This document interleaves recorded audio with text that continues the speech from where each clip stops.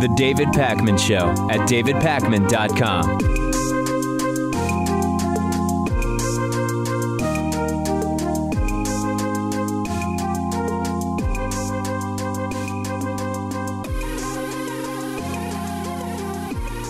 If you are registered to vote in the United States, your personal information has almost definitely just been leaked. It was reported yesterday that the personal data of 198 million American voters has been compromised. That is roughly how many people are registered to vote in the United States. The information covers about 61% of the U.S. population. This is almost every voter, and this was the largest known leak of voter records in history. But hold on a second, that Hillary Clinton email server something should be more relevant than a Republican data analytics firm called Deep Root Analytics leaking this information. And leak may not even be the right word here, because basically they were storing all this data, this Republican analytics firm.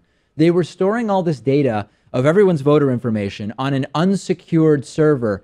Doesn't exactly sound responsible to me, Pat, when it didn't even need to be hacked. It was basically stored there, available to someone who knew what they were looking for. Yeah, and after the DNC and the DCCC were hacked, there was a lot of people who said that the onus was really on them. That's right. Because they didn't do enough to secure their servers. I guess, this can happen to any private organization, right-wing ones included. So it would seem. And the information in the database includes name, date of birth, home address, phone number, ethnicity, religion, occupation, elections that you voted in, information about who you would be likely to vote for, stances on particular issues, maybe from survey data or elsewhere. Really just a ton of information and analytics, everything except for who you voted for, since that is not public information. Where do they get this information? Well, it comes from a range of data sources, everything from donor history during elections to magazine subscriptions to other consumer behavior that is available in databases. Companies you do business with sell this information. And to be clear, this is not, by and large, confidential information. It's arguably sensitive. Altogether, it really paints a pretty specific picture of who you are. But a lot of this can be compiled by anybody if you spend enough time. Like, for example, in North Carolina, there's a website where you can really just look up voter registrations, and that can start to put a picture together. Then you can cross-reference that with addresses and build a geographical profile. You can use social media and what's publicly available to build a social profile, et cetera, et cetera. And that is exactly what this Republican analytics firm, Deep Root, did. Now, Alex Lundry, who's a co-founder of the company, has put out a statement where he says, in part, Deep Root Analytics has become aware that a number of files within our online storage system were accessed without our knowledge. Since this event has come to our attention, we have updated the access settings and put protocols in place to prevent further access. Well, that's great. Now that every voter's information almost has leaked or been accessed, now they're going to take it really seriously.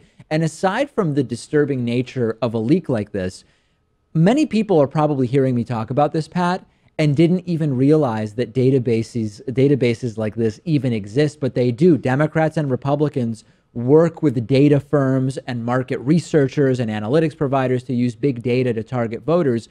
If you find out about this, how could you possibly not be worried about the attack on net neutrality, the recent Republican bill which will allow your internet service provider to sell your browsing history to advertisers?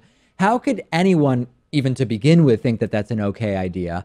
But especially after you learn about the existence of databases like this, how could you be okay with what Republicans are opting to allow ISPs to do with our data? Right, and we've known this for a long time, that if you're registered to vote, that your information is out there somewhere. Yes. That's why around election season, some people get calls all the time, while other people don't really get calls. But I think this would be a gold mine for, say, private investigators or advertisers looking to appeal to a specific audience. No doubt about it. This is exactly the type of database that can be used not only for political targeting, but it can also be used for manipulative techniques to sell products or to influence public opinion. And we've talked about the many ways in which big data can be used to those ends.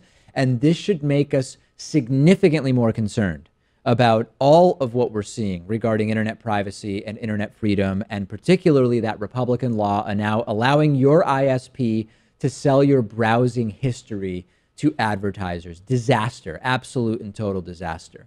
Okay, I told you last week, earlier this week, that coinciding with Dennis Rodman's latest visit to North Korea, we also saw the release of Otto Warmbier. Otto Warmbier is an American student who was arrested in North Korea for allegedly stealing a poster, a propaganda poster, from a North Korean hotel. The North Korean government agreed to release him basically within hours of Dennis Rodman's arrival for his latest trip to North Korea. So far, we are told that that was merely coincidental in terms of the timing. We learned upon Otto Warmbier's release that he had been in a coma in North Korea, dating all the way back to March of 2016, or about 15 months. And we learned over the last few hours that Otto Warmbier has died, now back in the United States, in Ohio, near his family.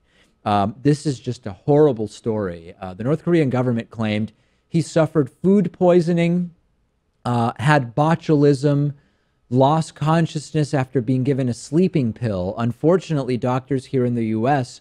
found no evidence whatsoever of botulism having been in his system to the extent that that's possible to do retroactively.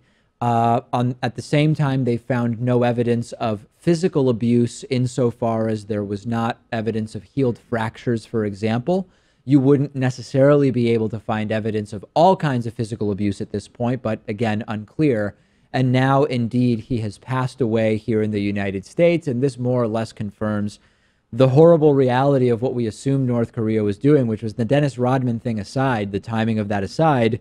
They basically realized that this was someone that was quickly deteriorating, and they did not want him dying on North Korean soil. It really is a tragedy, and rare credit to Donald Trump here for showing some reserve in responding to this. Yeah, I guess. Because he said, it's great that Otto was able to go home to his family for his final days, and we'll find a way to handle North Korea. Really, no president has been able to do that, especially because they have nuclear weapons in striking distance to Seoul, but it's just the latest chapter. Although, yes, Trump did seem to show some degree of restraint, but at the same time, he also slammed Obama, saying, hey, Otto Warmbier has been in North Korea since Barack Obama was president, and he didn't do enough to get him out, blah, blah, blah. Of course, this ignores the fact that there are other Americans still in North Korea who have been there for a while. Why hasn't Trump gotten them out if he's the great savior of people who get stuck in North Korea? And undoubtedly, and this is too bad, but I'm sure in the future more Americans will be held captive and will go in while he's president. Well, that's what I wanted to ask you about, which is at this point, would you go to North Korea? So to backtrack a little bit, Otto Warmbier was in North Korea with a Chinese-based company called Young Pioneer Tours. That company, as a result of this incident, has announced they will no longer take American visitors to North Korea. I guess Chinese visitors to North Korea are not as at risk of this type of propagandistic detainment as Americans are. We interviewed a few years ago this filmmaker named Matt Dorzanczyk, who went to North Korea on one of these tours, did a great documentary. Vice has been there. We've seen a number of these documentaries. The truth is, every time you go into North Korea, particularly to record surreptitiously audio or video, you're taking a major risk. Mm-hmm. And Americans are at risk. We have other instances of Americans, more high-profile incidents like these that have taken place. Would you go to North Korea? I would only go to the joint security area, which is that room along the 38th parallel that's shared by both the North and South Koreans. But you'd enter from the South. I would enter from the South. I think you can go to the North side of the room, but that would be about it for me. Yeah. So basically your answer is no. Yeah. I would love to go. I mean, it would be fascinating. But honestly, I would wonder, given my track record of years of criticizing North Korea, would they be aware of my views? Would they conspire to detain me after approving me for a visa? I think I would probably be at risk. I mean, most of the people there wouldn't be able to look up the videos on the internet. No. But I'm sure presumably Kim Jong-un would be able to. Right. Yeah, I think I probably wouldn't go, although I would love to, and I think it would be endlessly fascinating. I think for my own safety, it would be a bad idea to go. And same question kind of comes up given my long track record of comments about Russia. Like, would it even be safe to go to Russia? I would certainly be what's considered a political dissident there. We know how they treat them. Would I end up accidentally stabbing myself in the back 10 times or something like that? Who knows?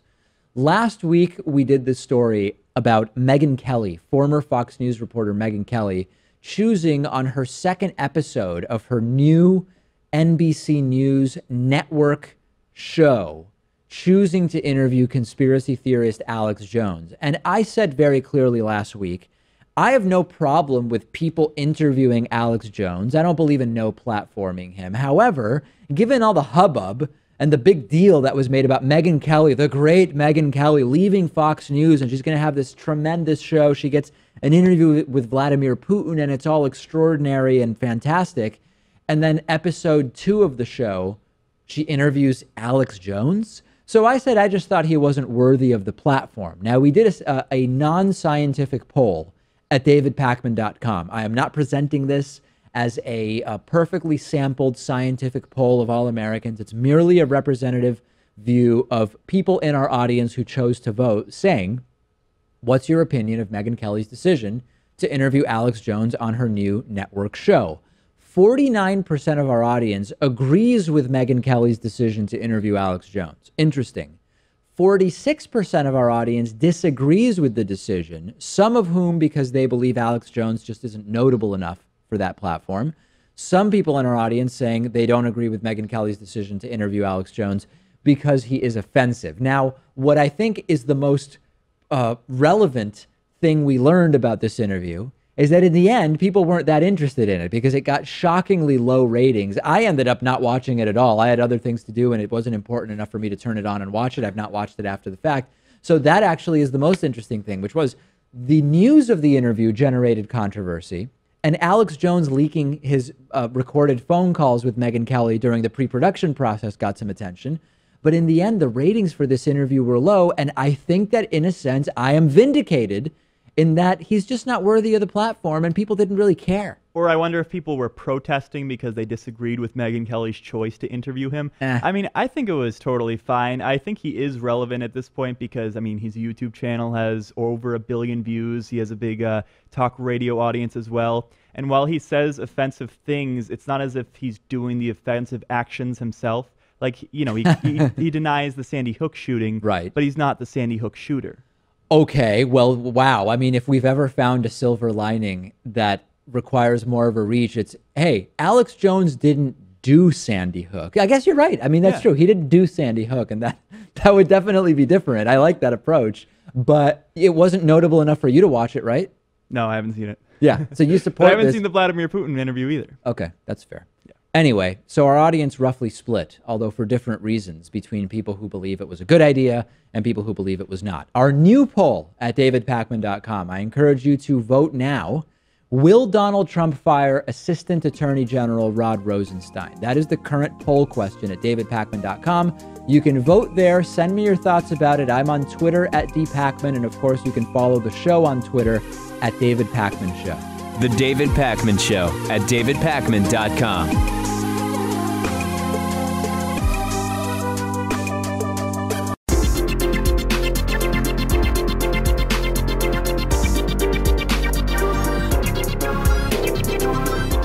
The David Pakman Show at davidpakman.com. Today's new member of the day is David Heimowitz. David, thank you so much for being a David Pakman Show member. We're mostly funded by our audience through the membership program. We also have a great list of members-only benefits, including the daily, world-famous bonus show. You can sign up and get instant access at davidpakman.com/membership. The coupon code is available to you for a big savings. It is I voted 17, and you can also make a contribution via Patreon for as little as $1 per month at patreon.com/David Pakman Show. Pat, we are starting to see sort of the Russian Matryoshka doll equivalent of people lawyering up. Now, Donald Trump's lawyer has lawyered up. The investigation into Donald Trump and Russia is clearly getting closer and closer to more and more Donald Trump associates. Previously, I told you that Donald Trump personally lawyered up, at the recommendation of his lawyer, Michael Cohen. So Michael Cohen went to Donald Trump and said, you should get a lawyer specifically for the Russia stuff. So Donald Trump hired Mark Kasowitz to represent him personally in the Trump-Russia thing. We now know that Trump is personally under investigation by Special Prosecutor Robert Mueller. Now, Donald Trump's lawyer, Michael Cohen, has lawyered up himself. And recall that Michael Cohen plays in the entire Russian blackmail dossier. Michael Cohen is one of the people supposedly involved in hand-delivering that plan related to the easing of Russian sanctions involving disgraced former National Security Advisor Michael Flynn. So he has hired a lawyer, as it appears to be closing in on him as well. He will be represented by Washington, D.C. attorney Stephen Ryan. And a source told NBC's Katie Tour that Michael Cohen will testify before the House Intelligence Committee on September 5th. Now, you might say, wow, that's really a long time from now. Apparently, the testimony was delayed due to, quote, scheduling and logistics. But it is not just Michael Cohen who is lawyering up. Vice President Mike Pence is also lawyering up. And that is yet another indication that this is closing in. He's hired personal representation. Richard Cullen, an attorney who previously served as U.S. attorney in the Eastern District of Virginia, is representing Vice President Mike Pence on everything related to the two congressional investigations, as well as Robert Mueller's special prosecutor investigation.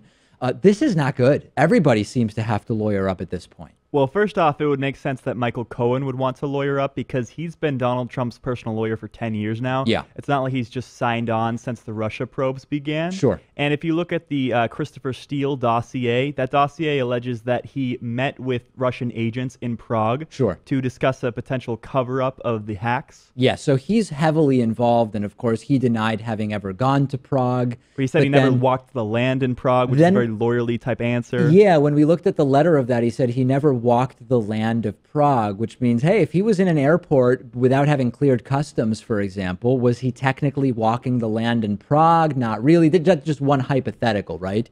But what's the silver lining here? I'm now doing the Pat Ford thing where I'm trying to find silver linings. Trump is finally creating work because there's a bunch of lawyers now that are doing really well representing different people associated with Trump with relation to the Trump-Russia situation. Trump's lawyer has a lawyer. It's lawyers all the way down. Yeah. A reference to the unmoved mover paradox. Look that up. It's interesting. It's turtles all the way down is the phrase as it originally is. But I think a better analogy, Pat, if you'll allow me, is since we're dealing with Russia, these are those Russian matryoshka dolls, successively smaller and smaller dolls nested within each other. It's successive representation by lawyers nested within each other is what we're seeing here. I like that. And then my comparison would be to House of Cards, because it would make sense that Mike Pence would want to lawyer up as well, because if Trump was to be impeached, then he would have to keep his own name clear to assume the presidency. That's what I'm most interested in, which is Mike Pence's involvement. What did he know and when? He was, after all, the head of the transition team. He ignored multiple warnings about Michael Flynn. He generally lies a lot, like most of the people associated with Donald Trump. I wouldn't be shocked if Mike Pence turns his back on Trump, if it all starts closing in on him. I have no idea what was going on. I was brought in as a running mate. They kept me out of the loop. I didn't know what was happening, blah, blah, blah. And by the way, another lawyer, speaking of Russian dolls, Mark Kasowitz has told some White House personnel they don't need to hire their own lawyers. And now he is potentially in trouble with multiple state bar associations for that recommendation. Mark Kasowitz, Trump's personal lawyer, facing ethics complaints because he told White House staffers, don't worry, you don't need to hire lawyers. This is really building into a show of incompetence, building on arrogance and pomposity, sprinkled with delusions of grandeur and hypocrisy. Well, I'm sure being the president and vice president, Trump and Pence will be able to get the best lawyers in the country, right? The cream of the crop. Let's dig into that now. That is the next thing I want to talk about. In the midst of the Russia scandal, Donald Trump has hired yet another lawyer, a guy named Jay Sekulow. And it was quite an unusual choice. And things with Jay Sekulow are already really not going well. I saw an interview with him and realized who he was. because I actually interviewed Jay Sekulow's son, Jordan Sekulow, on the program years ago. I think it was back in 2010.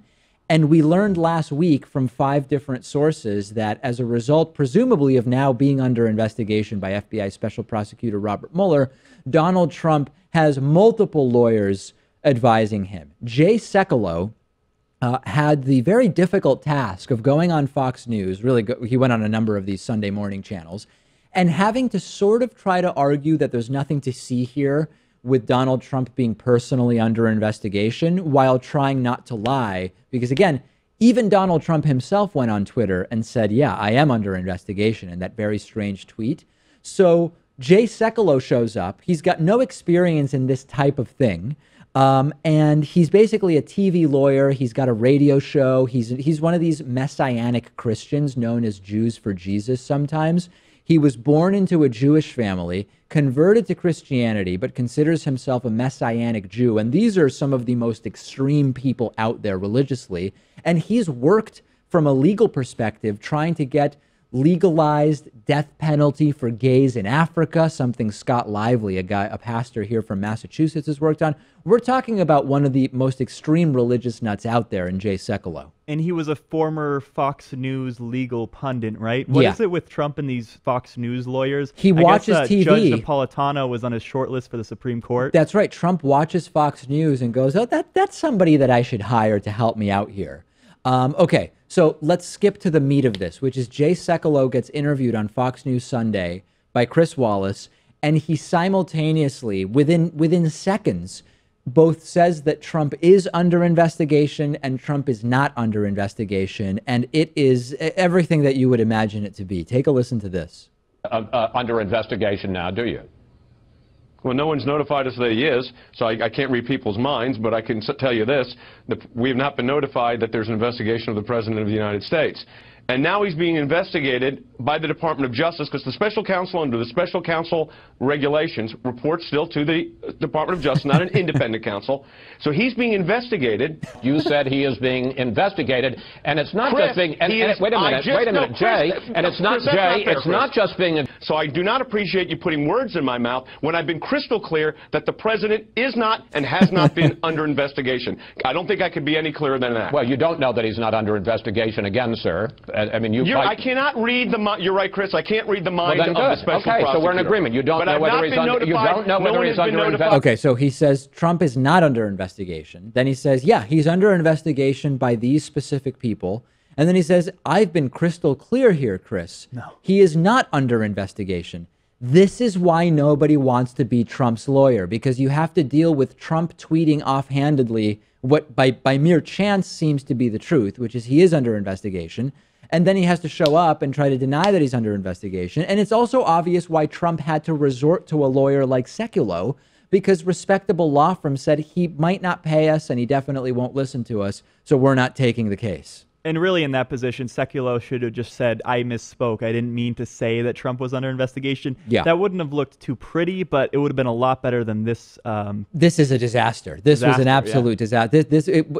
Just say you misspoke. Say you're not commenting right now. Say it's not in the interests of the president to talk about a possible ongoing almost anything would be better than in a 15-second span saying both that Trump is not and is under investigation. And personally, I look forward to Jay Sekulow hiring an attorney. That's really what I'm waiting for at this point. Who is he going to get to represent him in this entire thing? Also, credit to Chris Wallace for pushing him back so much. You know, I mean, he is a Fox News guy, of course, but after all, he's actually been given the Russia investigation some ample coverage. Yeah, he is actually somebody that you could at least expect some semblance of serious questions from. Hey, let's talk about our favorite Bush-dwelling press secretary, Sean Spicer.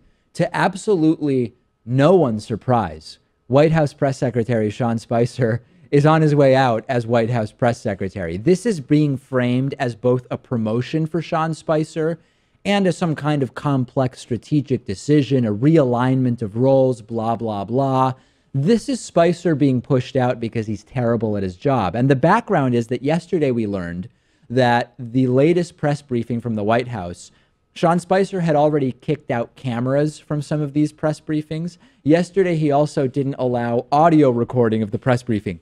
It's a press briefing used to report about the White House's position on things, very important things, to quote Donald Trump.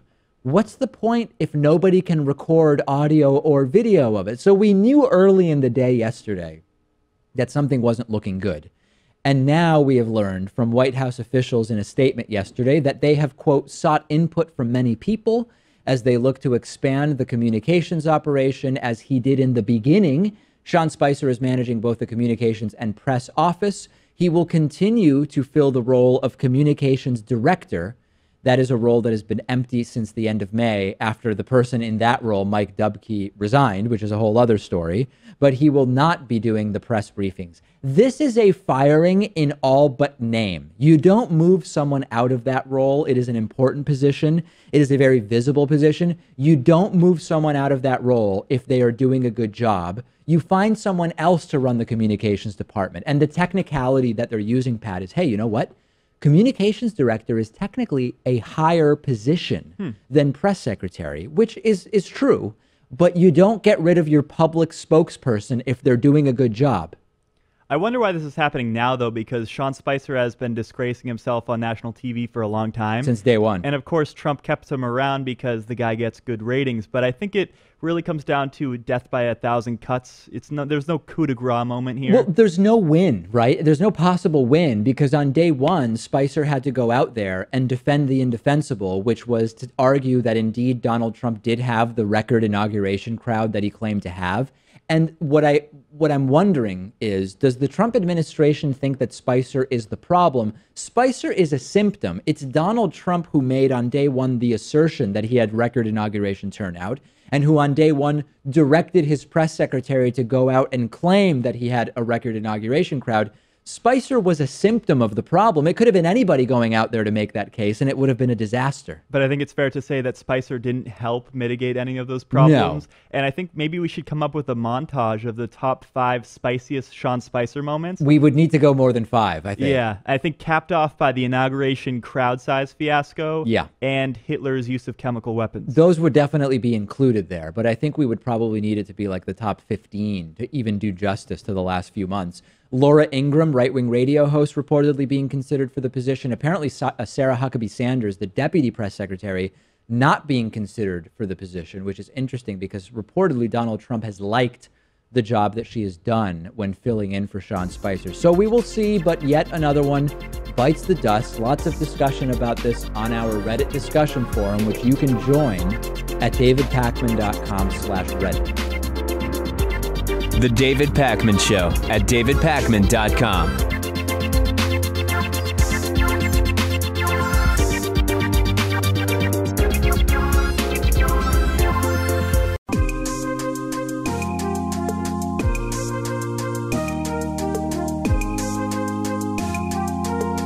Welcome back to the David Pakman Show. Okay, last week I announced that we would be giving away 6 free memberships for 1 year. And the context was that this guy who goes by the handle GR, who regularly participates in our YouTube live streams, he regularly sends comments that are basically what we've called incoherent rants. Now, they're not hatred mail. They are, I guess, generally positive to the extent that I have any clue at all what it is that's being said.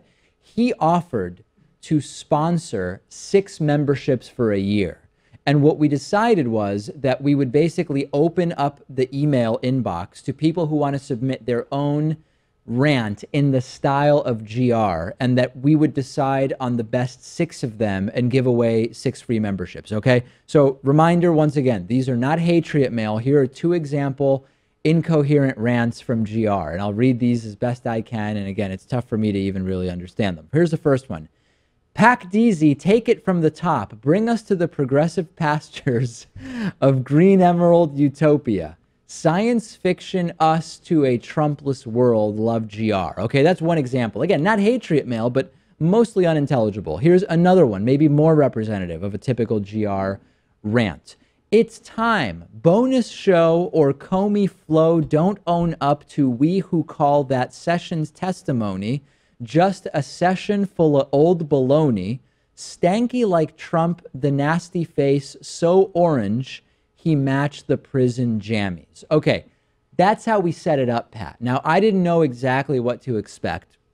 We received dozens of submissions from people who decided, I would say probably in the triple digits, like over 100 submissions. And I've narrowed it down to the 6 winners, okay? Now, as always, people will hear this and they'll say, mine was better than one of those. Many factors were taken into consideration. A complex algorithm was used to determine who the winners were in both vocabulary, pacing, length, context, subject matter. Yeah, all of those things were taken into consideration. So here are the 6 winners who are getting a free David Pakman Show membership courtesy of Incoherent Ranter GR. First and foremost is Roberto Catello, who wrote in saying, Trump is first among buffoons. Spicer's press briefing, a bunch of balloons. Bannon's got less friends than Saturn's got moons. Tired of American politics should be the title of world headlines. Now even the French can ridicule us without feeling guilty, while innocent Saudi go around policing naughty Qatari and Yemen rebels. Luckily enough, TPP is gone, so at last Mexico and Canada can go after each other without pretending we don't exist, because we don't. This was a nice balance between timely political subject matter combined with endless run-on sentences and bizarre sentence structure. That is one of our winners of a free membership. Yeah, I feel like it's when you're in high school and you have to read a poem and really provide some sort of literary analysis, go through with a highlighter and a few pens to really understand the author's intent. A few pens. Would have liked to have been a fly on the wall in Pat's English class, see what's going on in there. Okay, next winner, Christian Joy Villa, who said, The Dream. Wait, no, hold on. We skipped over one there, Pat. Here we go. Christian Joy Villa, The Dream. Pat us down with your gentle vegan voice, your Keurig-filled fanny packs cobfeffy the soul to feeling everlasting Pat sessions we don't recall. Pat, no cheesy, the spice is hidden, so spice up that world in which all existence dreams trump golf forbidden. So this one, a vegan producer Pat themed Incoherent Rant. Very, very good. And that was a good approach, because obviously if you mention me, you're going to win. No doubt about it. Absolutely. Jonathan McGeever is our third winner, who wrote, Patriots mention David's Jewish heritage like they want a star on his chest. He's an honest media man, though. He hasn't drunk the cobfeffy like all the rest. They ain't got nothing to say about David and Pat, and the bonus show is where it's at. Clever to mention membership benefits. Probably helped. That is the next winner. I mean, he did misspell Hatriots. Yes, but that's we'll give okay. Him a pass. That's okay. Okay, our next winner is Bernd Seichter, who wrote, Punch up to that who's Orange Hitler. Bro, with that sick Comey coherence flow, 'cause he a dum-dum, read can know. Tax return revealed this corrupt to the next cell. Then he feeling that infrared magenta magma in hell like the failing fake news Lion King scar. From burnin' ground progressive Phoenix comes then Simba-ing Pride Rock America from hyena Trumpists. A lot of imagery from the Lion King, and I like that. That was also an interesting approach. This would make some great slam poetry. That's the kind of thing you have to deliver in front of a whole group of people. Oh yeah, absolutely. And there should probably be some musical accompaniment to that. All right, our fifth winner is Eric with a Q. When David was a little boy growing up in the fields of Worcestershire sauce, he used to get so mad when I would take the bull by the horns because he wanted the candy corns, and all the king's horses and all the king's men couldn't grab him by the pretty sure everyone you know has been using Russian salad dressing on your greens for a minute now. Hashtag unprecedented. Okay, so unprecedented. Right, but well, they did it in like as in no precedent, president. Okay, I hope I'm being clear. That was a Trump reference. Exactly. Yeah. And also a Massachusetts reference. The land of Worcestershire sauce. Of course, we're talking about Worcester. Although I don't know if Worcestershire sauce is actually from Worcester, Mass. It's not, right? Yeah. It's also a city in England, I think, too. Right. Well, of course, absolutely. All right, and finally, the sixth and final recipient of a free membership courtesy of Incoherent Ranter GR is Jake Oka. Sessions imploding, approval rates lowering, YouTube boycott silencing the Afro man David and sidekick Pat. Nobody can silence Trump's Russian compliance face so jank. Look like a rotten sweet potato. He think there isn't an alliance working in defiance. But he don't know, use coupon code I voted 17 for 40% off of your membership. Very, very good wrap up there, referencing the coupon code. 6 winners. Thank you to GR for providing us this opportunity and sponsoring the 6 memberships. We already have our next membership sponsorship lined up. That's going to be in July, and it will be patriotism themed around the 4th of July. So this is a really great thing, and we can't thank GR enough. You can email in if you're one of the 6 winners. We will also email you probably within the next 24 hours. Okay, real quick. A viewer, let's call him Jimmy to protect his identity. That's not his real name, but I want to protect his identity because of where he works. Jimmy wrote in to tell us that at his place of employment, the New York State Capitol building, the David Pakman Show website is blocked, but Alex Jones's InfoWars website is allowed at the New York State Capitol building. This is an email I received from, quote, Jimmy, who said, hey, David, check it out. You're blocked at the New York State Capitol. I like to listen to the show at work, but unfortunately the show has been blocked by our IT department. Not sure why. YouTube is available. Secular Talk is available. Even Steven Crowder's website is available. iHeartRadio was blocked, but not Sirius XM or InfoWars. Not sure what the standard could possibly be. Thought it was an interesting thing to point out. Thankfully, I have unlimited data, so I can just listen on my cell. And he sent a picture also pointing out that when trying to access davidpakman.com, he gets a message saying that this category is not allowed because it is streaming media. If the barometer is streaming media websites are blocked, how could YouTube not be blocked? What is a bigger streaming media website than going on YouTube and streaming endless gigabytes of high definition video? But yet davidpakman.com is blocked? Right, and I spoke to our analytics department, and they estimate that had we not been blocked at the New York State Capitol, the channel would have had overall maybe 1 billion, 2 billion more views. I read the same thing. Yeah, that's merely because there's such a demand for the David Pakman Show at the New York State Capitol building that were it not for that, we would already have our 1 million subscriber plaque from YouTube up on the wall instead of just the 100,000 subscriber plaque. So yeah, I don't know what the logic is. It's very odd. I want to resist becoming conspiratorial, but I wonder if there is some political motivation taking place in terms of what websites are and aren't blocked at the New York State Capitol building. Am I going too far, maybe, Pat, and wading into waters where I lack evidence? I think this is grounds for investigation, at least. I mean, we can't really jump to any conclusions here, but I think it's reason for concern. I find it odd. I find it really odd that we're blocked because we're streaming media, but YouTube's not blocked, but yet InfoWars and Steven Crowder's website are allowed at the New York State Capitol building. Very, very strange. We'll take a break. Maybe we'll find out more about that. We will come back, and I have sort of some good news about what's going on in the fight for net neutrality. The David Pakman Show at davidpakman.com.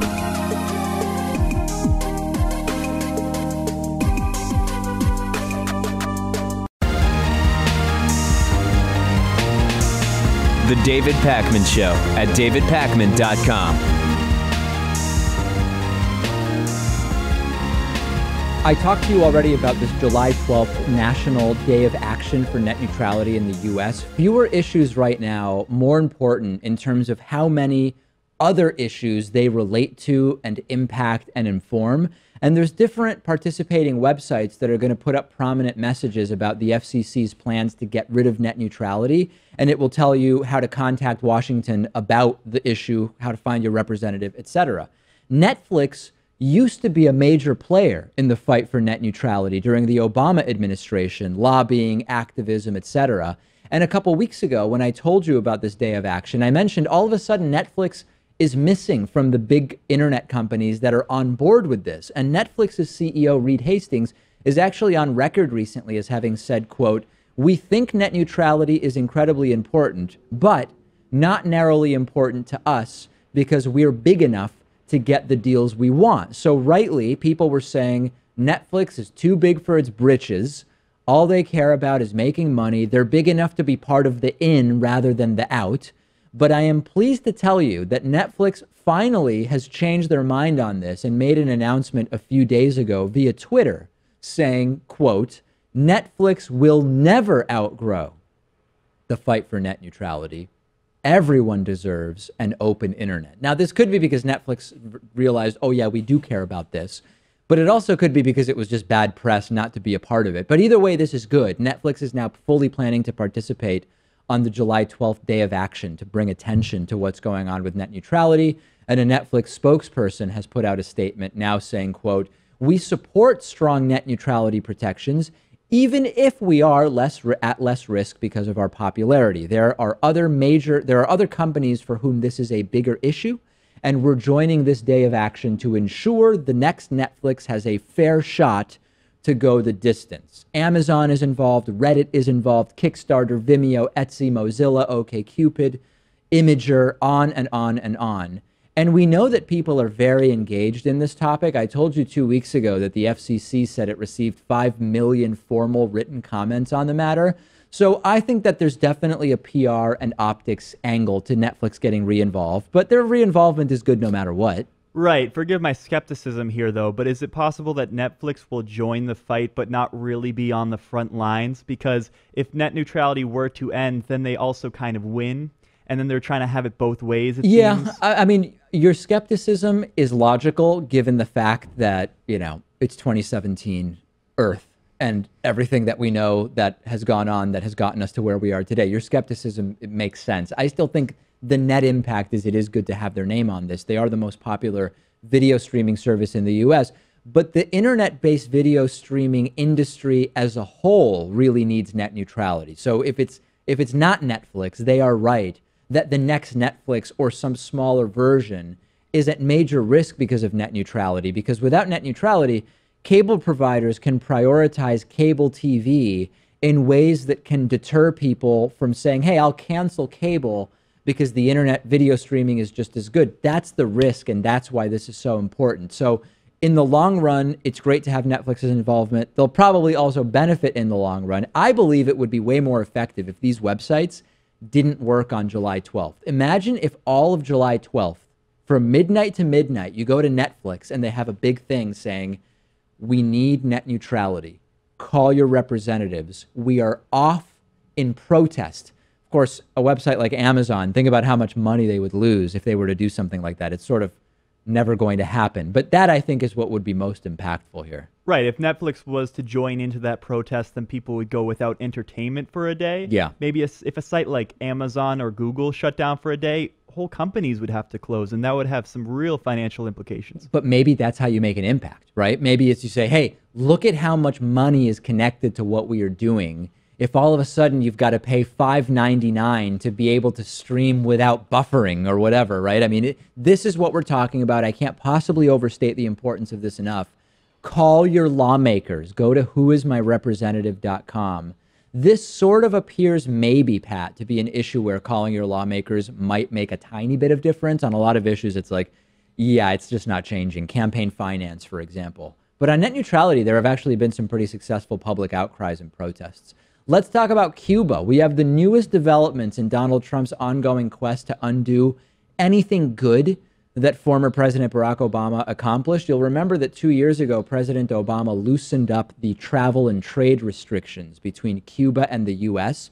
because, let's face it, the decades and decades of fighting communism through the Cuban embargo was mostly just punishing average Cubans and potential American tourists and American businesses without really defeating communism through that embargo.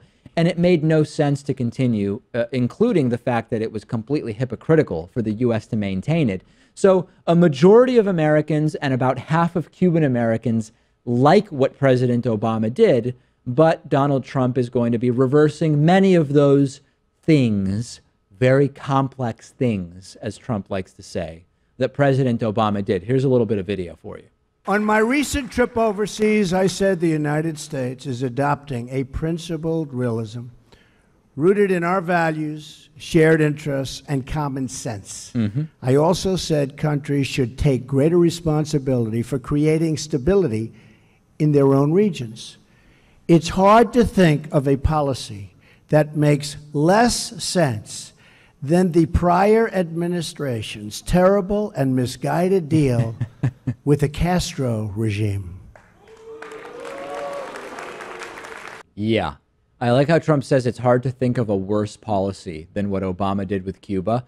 I thought the Paris Agreement was the worst policy, according to Donald Trump. I thought the Iran deal was the worst policy, according to Donald Trump. In any case, Trump wants to make it more difficult for Americans to travel to Cuba for tourism. He wants to more closely monitor the purposes of people's trips to the island nation. Americans will have to fill out forms when they come back to the U.S.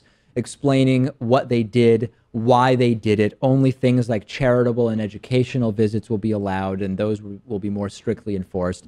And Donald Trump plans to make it illegal for American companies to do business with companies owned by the Cuban government.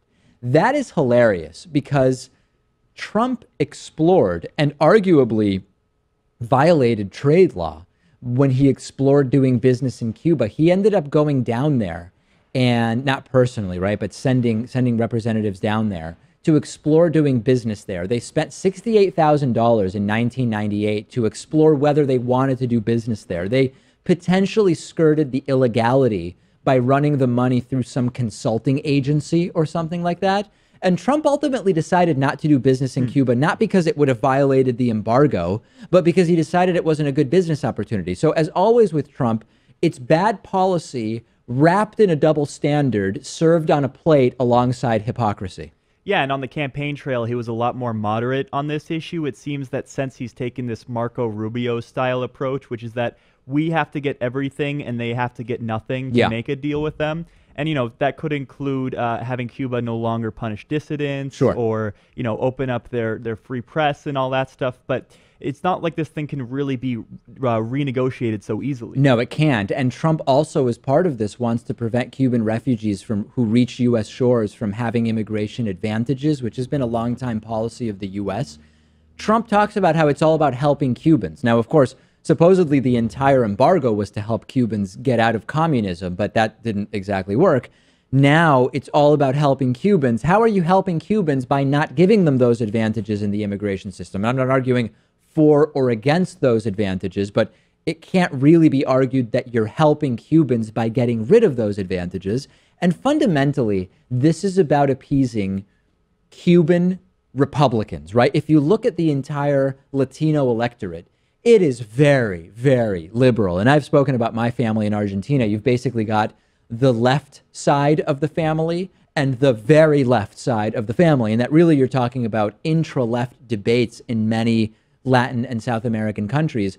One of the few groups of Latino voters that more regularly is represented in the Republican Party is Cuban Americans, who oftentimes, as a sort of knee-jerk opposition to Cuban communism, decide to go Republican in the U.S. because that's what feels most opposed to that.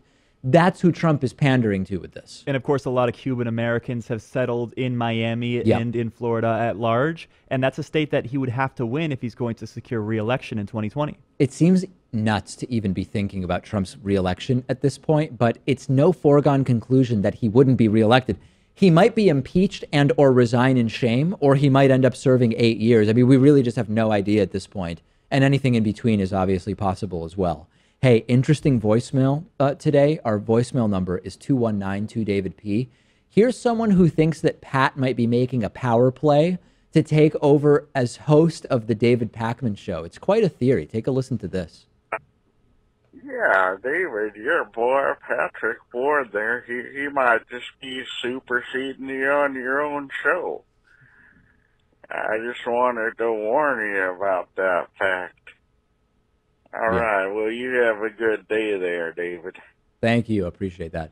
People used to suggest this when Lewis was producer. They would say, why can't you make Lewis the host of the show? It's like, well, it wouldn't really be the David Pakman Show anymore, you know? It's like a confusing thing. But I know what you're talking about. Wink, wink. I know about the power play you're talking about that Pat is making he's to try caught to take on, apparently. He knows what's going on. And I know that you've been playing coy about it, Pat, but clearly it's not fooling everybody because this guy has picked up on it. I mean, some people think that I would have the ability to have a show of my own. I really don't possess those talents. I mean, I'm much better over here pushing my buttons and chiming in every now and then. I can't do what you do. Pushing buttons literally and figuratively, Ooh. I would say. Thank you. All right. So anyway, we will see if Pat... I'm going to do what I can. I'm going to try to stage a resurgence in Frank Underwood type, in a manner reminiscent of Frank Underwood, to try to regain control of the David Pakman Show. And we'll see if that succeeds. We've got a tremendous bonus show for you today, folks. I mean, it's the best. Trust me. People are telling me this day in and day out. DavidPakman.com/membership is how you sign up and get instant access to that bonus show. And I look forward to speaking to you then.